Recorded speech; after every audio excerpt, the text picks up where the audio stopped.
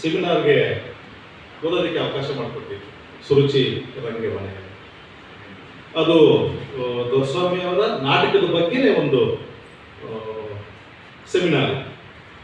ಅದರಲ್ಲಿ ಒಂದು ಸಣ್ಣ ಟಿಪ್ಪಣಿ ಹಾಕೊಂಡಿದ್ದೆ. ಅದರಲ್ಲಿ ಕೆಲವೊಂದು 3-4 ಲೈನ್ಗಳನ್ನು ಮಾತ್ರ, 3 ಪ್ಯಾರಾಗಳನ್ನು ಮಾತ್ರ ನಿಮ್ಮ ಮುಂದೆ ಹೇಳ್ತೇನೆ.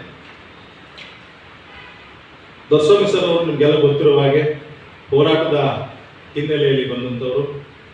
ಬಂಡಾಯ ಚಳವಳಿ, ಲೇಖಕರು ಮತ್ತು ಕಲಾವಿದರು ಒಕ್ಕೂಟ, ಸಮುದಾಯ, DSS, ರೈತ ಸಂಘ, ಕನ್ನಡಪರ ಸಂಘಟನೆಗಳ ಮುಖಾಂತರ ಚಳವಳಿಯನ್ನು ಮಾಡ್ತಾ ಬಂದಂಥವರು.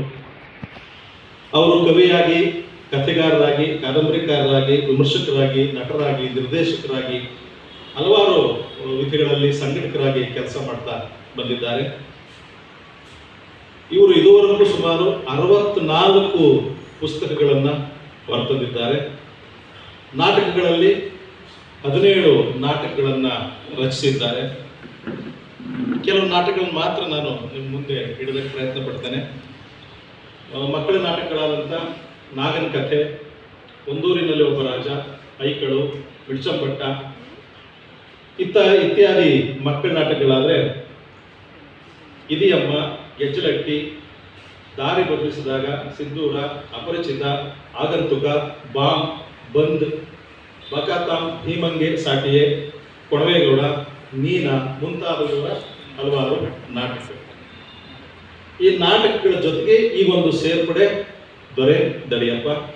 ಇವುಗಳಲ್ಲದೆ ಕದಂಬ ಮಯೂರವರ್ಮ, ದುರ್ವಿನೀತ, 2ನೇ ಪುಲಿಕೇಶಿ, ಅಮೋಘ ವರ್ಷ, 6ನೇ ವಿಕ್ರಮಾದಿತ್ಯ, ವಿಷ್ಣುವರ್ಧನ, ಸೇವಣ ಸಿಂಹಣ, ಕೆಳದಿ ಶಿವಪ್ಪನಾಯಕ, ಕೆಳದಿ ಚೆನ್ನಮ್ಮ ಮುಂತಾಗಿ 9 ಐತಿಹಾಸಿಕ ರೂಪಗಳನ್ನು ಕೂಡ ಇವರು ರಚಿಸಿದ್ದಾರೆ.